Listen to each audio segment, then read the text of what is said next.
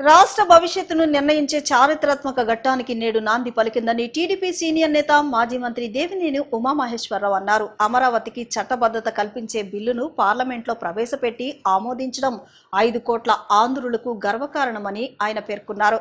గొల్లపూడి కార్యాలయంలో నిర్వహించిన మీడియా సమావేశంలో ఆయన మాట్లాడుతూ అమరావతి నిర్మాణం కోసం 29,000 మంది రైతులు స్వచ్ఛందంగా తమ భూములను ఇచ్చి అపూర్వ త్యాగం చేశారని, ఇదే సమయంలో రాజధాని రైతులు 1600 రోజులకు పైగా నిరంతర ఉద్యమం సాగించడం దేశ చరిత్రలోనే అరుదైన ఉదాహరణగా నిలిచిందని గుర్తు చేశారు.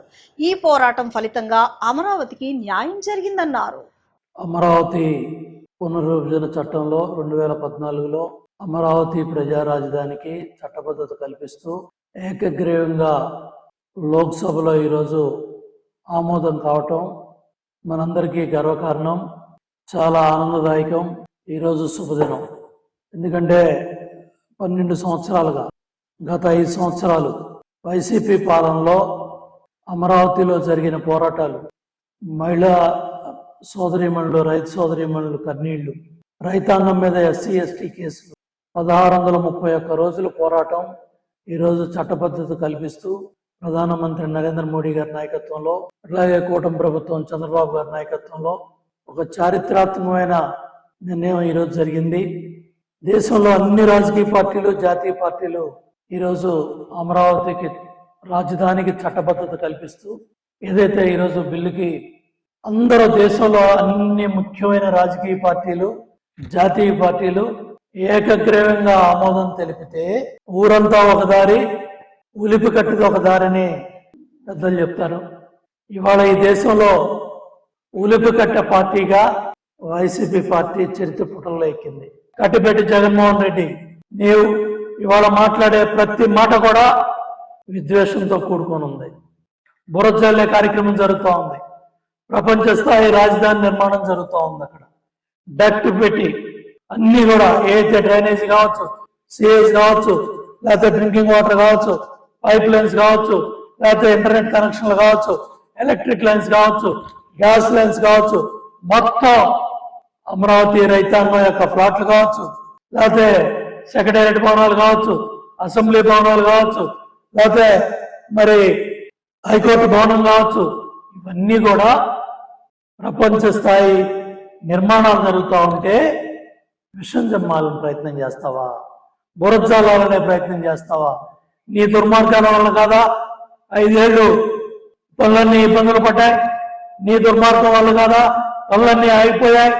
నీ దుర్మార్గం వల్ల కాదా ఈ 2 సంవత్సరాలు అవన్నీ లైన్లో పెట్టి అవన్నీ సరిదిద్ది నువ్వు చేసిన పాపాలని, నువ్వు చేసిన దుర్మార్గాలని ఎండగట్టి మళ్ళీ అవన్నీ స్ట్రీమ్ లైన్ చేసి పనులన్నీ కూడా పట్టాలెక్కించి పనులు పరిగెడతా ఉంటే మళ్ళీ విషం చెబుతావా?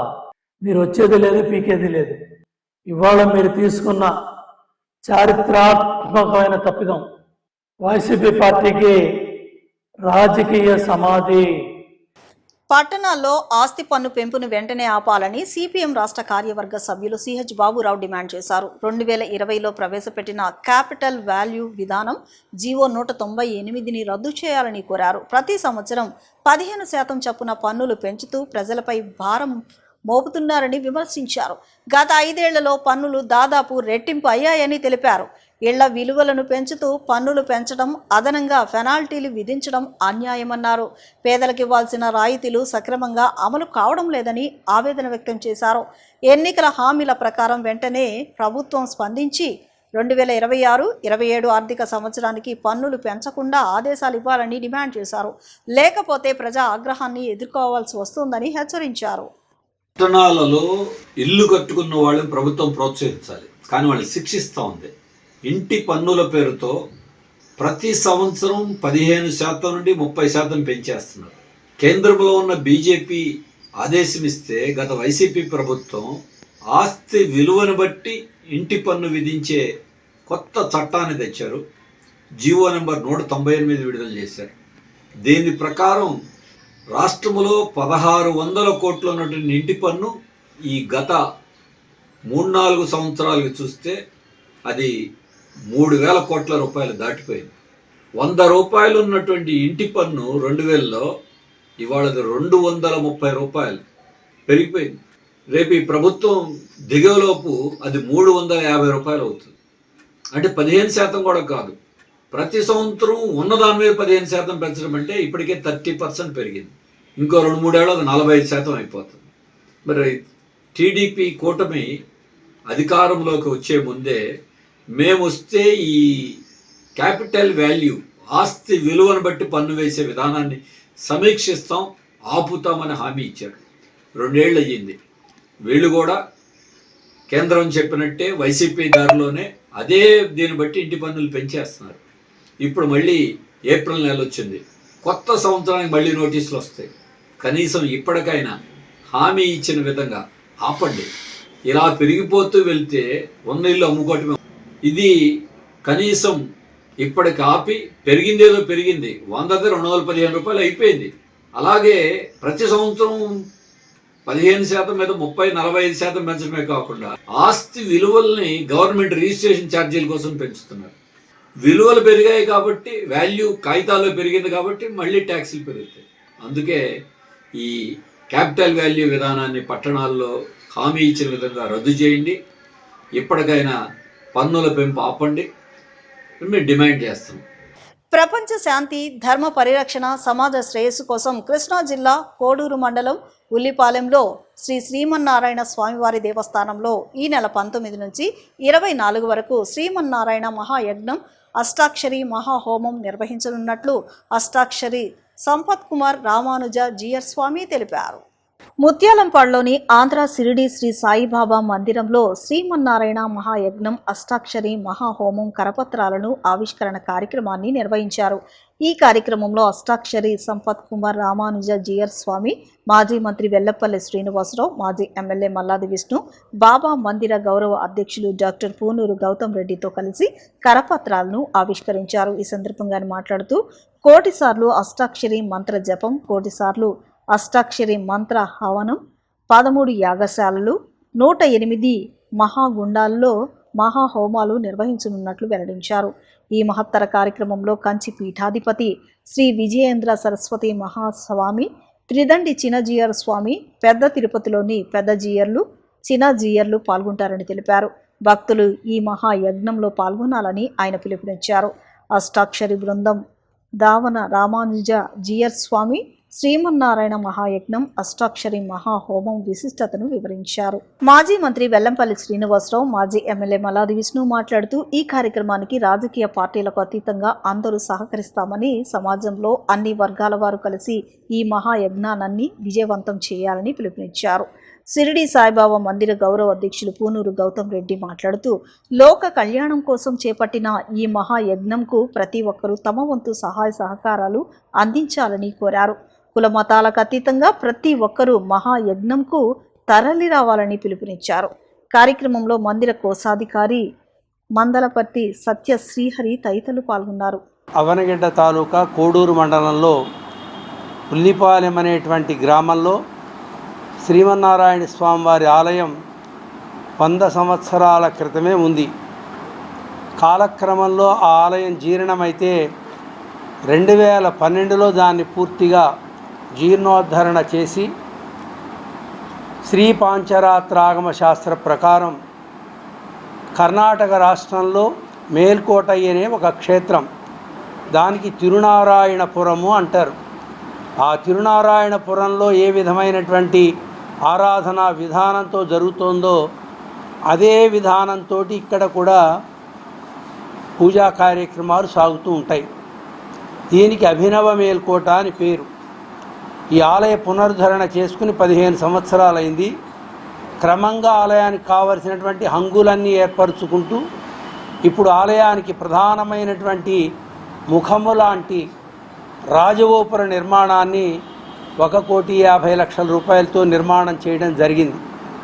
దానికి ప్రారంభోత్సవ కార్యక్రమం ఏప్రిల్ 29వ తారీఖున జగద్గురువులు పరమహంస వరివిరాజకాచార్యులు శ్రీ శ్రీ శ్రీ త్రిదండి చినజీయర్ స్వామివారి శ్రీహస్తముల ద్వారా జరుగుతుంది.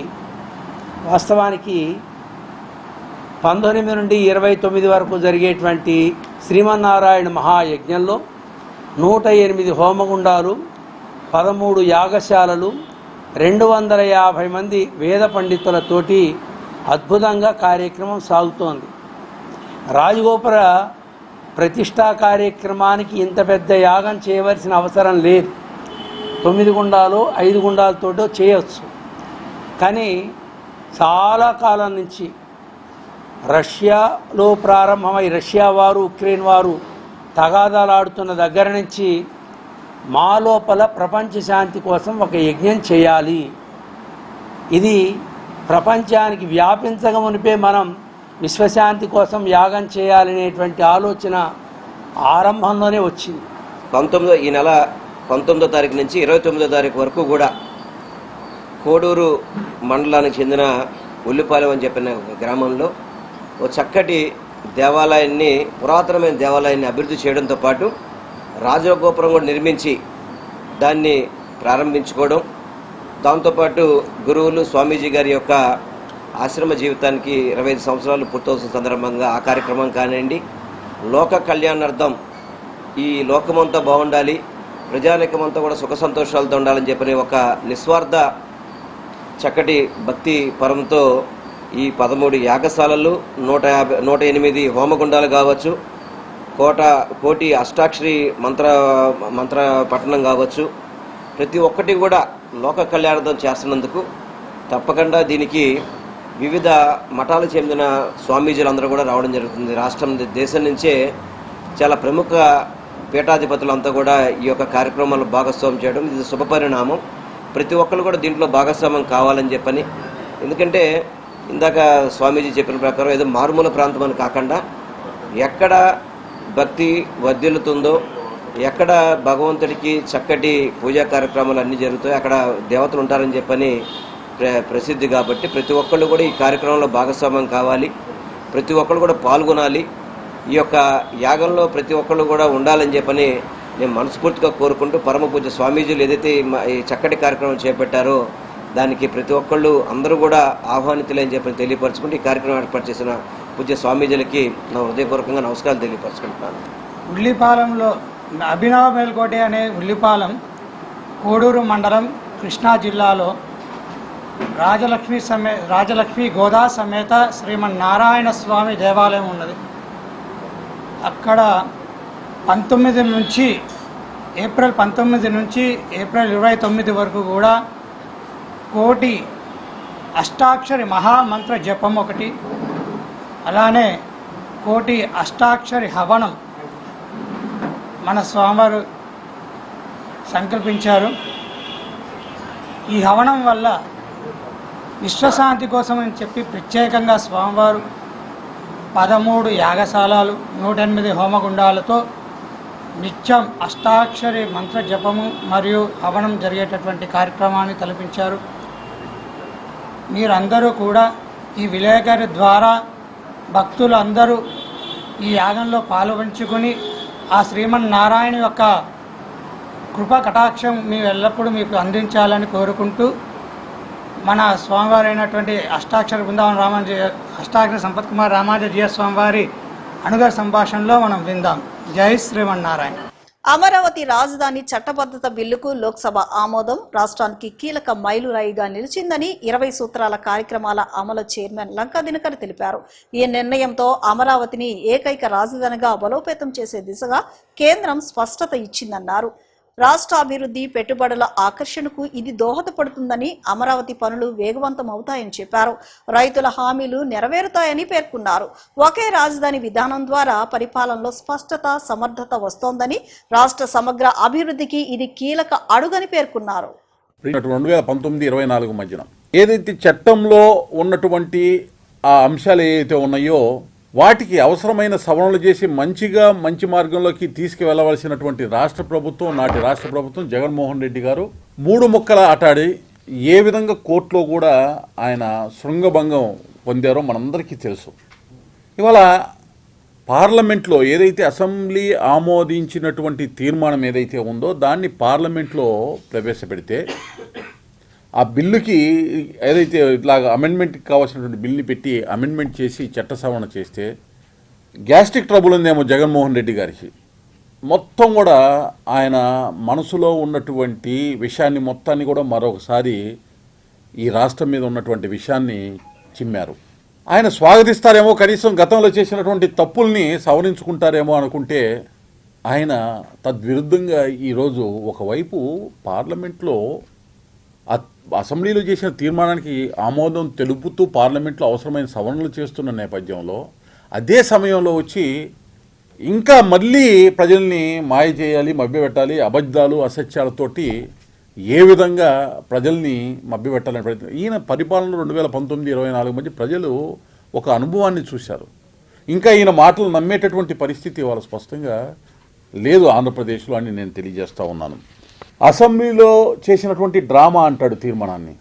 ఏమాత్రము కనీస అవగాహన ఉన్నా, లేకపోతే అవగాహన ఉన్న వ్యక్తుల ద్వారా సమాచారాన్ని తెప్పించుకొని జ్ఞానాన్ని పెంచుకునేటటువంటి పని జగన్మోహన్ రెడ్డి చేయలేదని స్పష్టంగా కనపడతా ఉంది.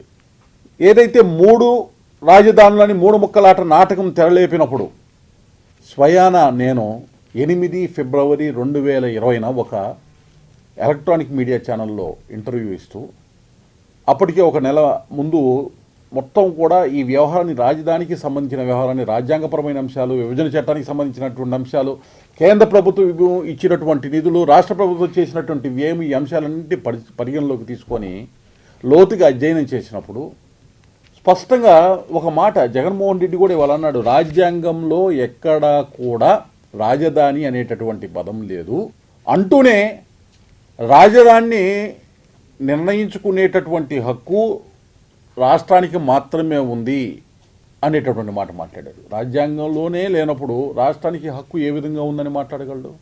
వార్తలు ముగించే ముందు ముఖ్యాంశాలు మరొకసారి.